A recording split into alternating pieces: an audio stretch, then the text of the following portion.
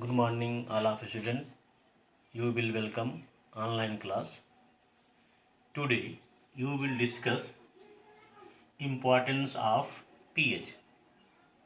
Last video में हमने आपको pH के बारे में डिस्कस किया था कि pH का डिफिनीशन क्या है, pH कब एसिड होगा, कितने pH पर कोई सॉल्यूशन बेसिक होता है, न्यूट्रल कितने पर होता है, इन सभी के बारे में आपको थोड़ा सा डिस्कस मैंने किया था. नाउ यू विल डिस्कस, आज जो है टुडे, आज हम आपको डिस्कस करेंगे पीएच के इम्पोर्टेंस के बारे में. तो dear student, there have several importance in pH, but there is some importance you will discuss here. First, the biological importance. Second, agriculture's importance. Third, in dairies. And fourth, in teeth's decay. So, the importance of pH, like the biological importance, the biological importance in our body work, जो आपका हमारा शरीर है, our body work with 7 से लेके, जब ये biological के बारे में आपको बता रहे हैं, बायोलॉजिकल के लिए जान लीजिए, बायोलॉजिकल के लिए जो दिया जाता है कि जो आवर बॉडी है, हमारा शरीर जो है, वो वर्क जो है 7 to 7.8 pH पर. यदि हमारे शरीर का जो pH होगा वो 7 से 7.8, मतलब 7 to 7.8 pH per hour body work with in very fast, या जो हमारा शरीर वर्क करता है उसकी पीएच, उस समय जो पीएच होता है शरीर का, वो 7 से 7.8 तक होता है. तो बायोलॉजिकल में आप जानते हैं कि जो the body work of 7 to 7.8 pH. The pH of acid rain, आप जानते हैं एसिड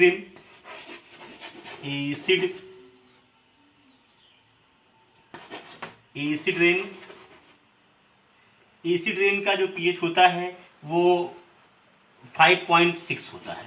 5.6 जो होता है जिसका पीएच, वो होता है एसिड रेन. एसिड रेन में होता क्या है कि एसिड रेन अगर है तो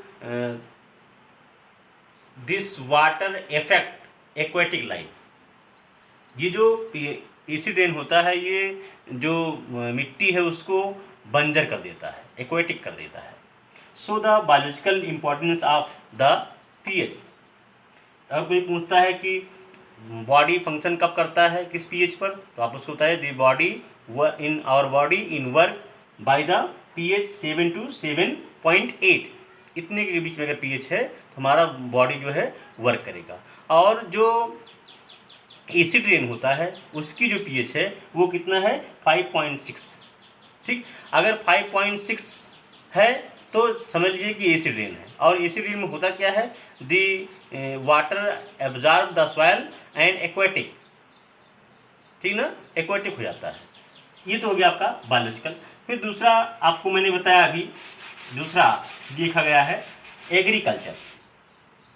एग्रीकल्चर में ये लिखा जा रहा है एग्रीकल्चर जितने प्लांट्स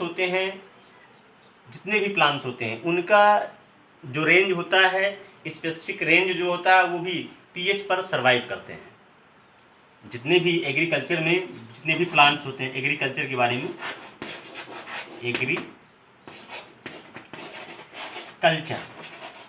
एग्रीकल्चर में जितने भी प्लांट होते हैं वो जो सरवाइव करते हैं उनका भी पीएच जो है डेफिनेट होता है, वो स्पेसिफिक होता है. तो कैसे हम इसको डिफाइन करेंगे, plant are also specific range of pH for survival in order of grow crop. उनका भी पीएच निश्चित होता है जिस पर वो ग्रो करते हैं. ठीक, जितने भी एग्रीकल्चर, जितने भी प्लांट्स होते हैं, चाहे वो धान के रूप में हो, गेहूं के रूप में हो, आप देखते हैं कि जब आप फसल को ग्रो करते हैं, इसके पहले आप सॉइलिंग टेस्ट कराते हैं कि उसका पीएच कितना है। पीएच को ज्ञात करने के लिए आप सॉइल का टेस्ट कराते हैं। इससे होता क्या है कि the soil is more fertile and production is very high. जो आप प्रोडक्शन करेंगे वो बहुत उच्च हो जाता है। लेकिन कब होगा? जब आपका जो स्पेसिफिक रेंज है प्लांट का, उसके अकॉर्डिंग जो पीएच होगा सॉइल का, तभी जो है फसल जो है, क्रॉप जो है वो ग्रो कर सकता है। तो now the this agriculture. Third जो दिया जा रहा है इन डेयरीज।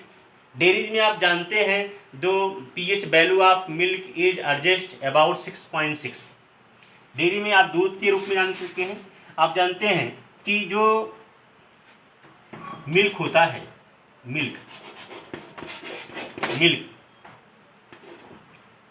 का जो पीएच होता है वो 6.6 होता है। 6.6 जो होता है वो मिल्क का होता है। तो लिखेंगे क्या? PH value of milk is adjusted about 6.6 in pH follow below. अगर इनका पीएच कम होता जा रहा है, मिल्क का अगर पीएच जो है फॉलो हो जा रहा है, कम हो रहा है, कितना हो रहा है? 6.6 के नीचे आ रहा है, बिलो 6.6 बिलो। इसका तो पीएच मिल्क का इतना होता है, लेकिन अगर बिलो हो रहा है कितने से? 6.6 से बिलो, तो इट इज सावर। तो ये खट्टा हो जाएगा, और खट्टा हो जाने पर क्या हो जाएगा? मिल्क फट जाता है। तो जब मिल्क फटता है तो कहने मतलब उसका पीएच कितना हो सकता है?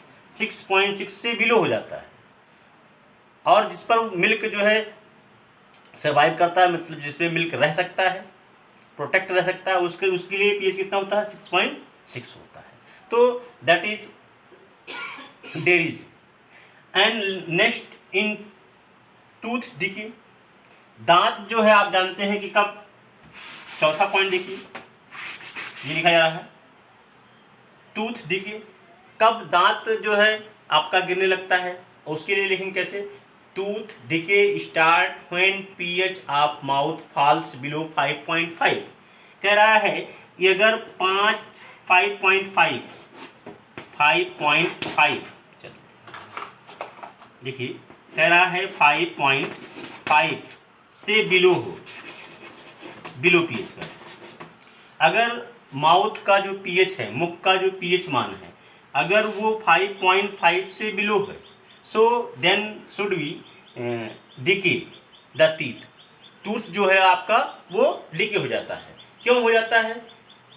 All that are pH acid reacts with calcium phosphate. क्योंकि जो कैल्शियम फास्फेट भी आप जानते हैं, आपका जो दांत होता है किससे बना होता है? कैल्शियम फास्फेट का बना होता है। वो कैल्शियम फास्फेट जो है वो रिएक्ट करने लगता है। कौन? एसिड। चूंकि आप 5.5 है, कैसा होगा? एसिडिक कैरेक्टर का होगा। माउथ में अगर 5.5 है पीएच, तो एसिडिक होगा। यही एसिड जो है वो कैल्शियम फास्फेट से रिएक्ट करता है, दैट इज कोरोजन। और क्या करता है? उसको क्षरण करने लगता है। और जब क्षरण होता है तो उसमें जो आपके दांत में एक मजबूत पदार्थ होता है, सब्सटेंस होता है, जिसे कहते हैं इनेमल्स। इनेमल्स को क्रोड करने लगता है, मतलब उसको तोड़ने लगता है। इसलिए जब आप कोई मीठा पदार्थ खाते हैं तो that can be produce acids, acid का प्रोडक्शन होने लगता है। ठीक, तो ये जो टीथ, आवर टूथ जो है डिके बिलो द पीएच 5.5, अगर 5.5 से बिलो आपका पीएच मुख का है तो क्या होगा? आपके दांत गिरने लगेंगे। उसका कारण क्या है? क्योंकि एसिड्स जो है वो दांत जो कैल्शियम फास्फेट का बना हुआ है उससे रिएक्शन करने लगता है, और वो उसको क्रोजन करने लगता है, क्षरण करने लगता है। तो that's the importance of pH. तो ये तो हो गया importance of pH. The next topic indicators. अब देखिए, बहुत ही मोस्ट इंपॉर्टेंट इंडिकेटर्स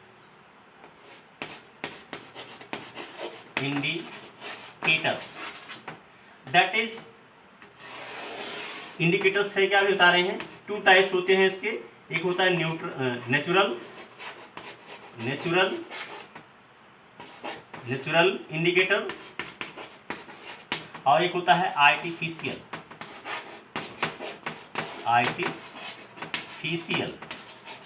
इंडिकेटर। तो that how what do you mean by indicators? Indicators है क्या? तो indicators are the substance, indicators वे सब्सटेंस होते हैं that bring about change in themselves with some acid और basis is added to them. मतलब indicator वे पदार्थ होते हैं जिसमें अगर एसिड और बेस को मिलाया जाता है तो वो चेंज होने लगते हैं, अपने कलर को चेंज करने लगते हैं। कहने का मतलब इंडिकेटर्स जो होते हैं, indicators that are substance that bring about change in themselves when some acid और base is added to them. So there have two types of indicators. First, natural indicators, and second is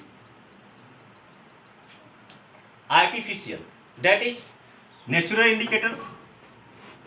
Natural indicators के रूप में आपको हम बताते हैं litmus. ये जो है वो नेचुरल है, natural indicators. Natural indicator litmus है। और आप जानते हैं litmus is prepared by the lichens.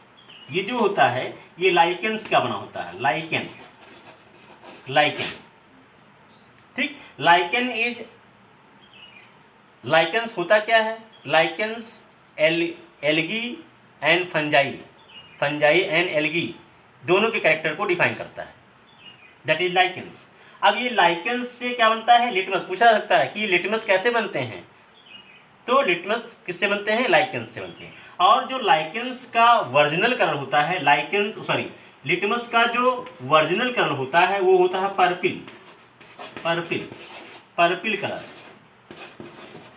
जब ये लाइकेंस से बनता है तो ऐसा होता है, ये पर्पिल कलर का होता है। बट द लैब में इंडिकेट करने के लिए आप जानते हैं ये कैसा होता है? Red and blue. ये कैसा है? ये लैबोरेटरीज, लैब में निरीक्षण करने के लिए। अब आप जान सकते हैं इफेक्ट देखे हैं अभी, जैसे ये रेड और ब्लू एसिड्स में आप जानते हैं, एसिड्स में ये ब्लू अगर डाल देते हैं ब्लू तो टर्न रेड का हो जाता है। ठीक, लिटमस। और अगर हम रेड लिटमस को बेस में डाल देते हैं, तो क्या हो जाता है? ये ब्लू हो जाता है, ब्लू। तो दैट इज इंडिकेट कर रहा है एसिड और बेस में डालने पर क्या हो रहा है? चेंज हो रहा है, कलर को चेंज कर देता है। So that is indicator. कैसा इंडिकेटर है? नेचुरल। ठीक, दैट सेकेंड आर्टिफिशियल में आर्टिफिशियल देख लीजिए। आर्टिफिशियल इंडिकेटर्स ये दो होते हैं। ये जो आर्टिफिशियल्स हैं वो दो हैं। कौन कौन से हैं देखिए। पहला तो है फिनोल्फ्थलीन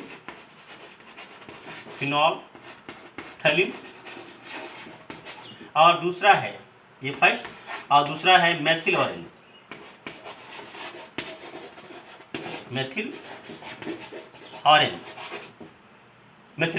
ये जो फिनोल्फ्थलीन होता है इसका कलर लेस होता है, ये कलरलेस होता है, और ये जो मेथिल ऑरेंज होता है वो ऑरेंज कलर का होता है, ऑरेंज कलर। ठीक, अब जब इसको हम किसी एसिड में डालते हैं, देखिए फिनोल्फ्थलीन को हमने एसिड में अगर ऐड कर लिया तो दैट इज कलरलेस, तो कोई कलर नहीं आता है।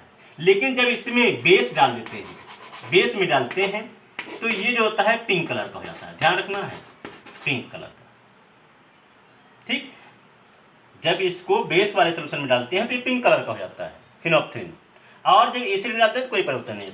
इसी प्रकार से मेथिल ऑरेंज का जो कलर है वो ऑरेंज है। बट जब एसिड में डालते हैं इसको, एसिड में डालने पर इसका जो कलर है वो रेड हो जाता है, red colour. But the base में डालने पर ये जो है वो येलो हो जाता है, येलो। ठीक, तो ये आपका एसिड बेस और इंडिकेटर्स के बारे में हो गया। अब आप क्वेश्चन लिख लेंगे, write the importance of pH. दूसरा question, the tooth decay, why the tooth decay in pH?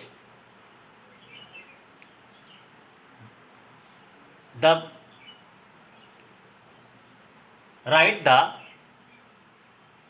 milk pH. What is indicators? इतना आप लिखेंगे आना है।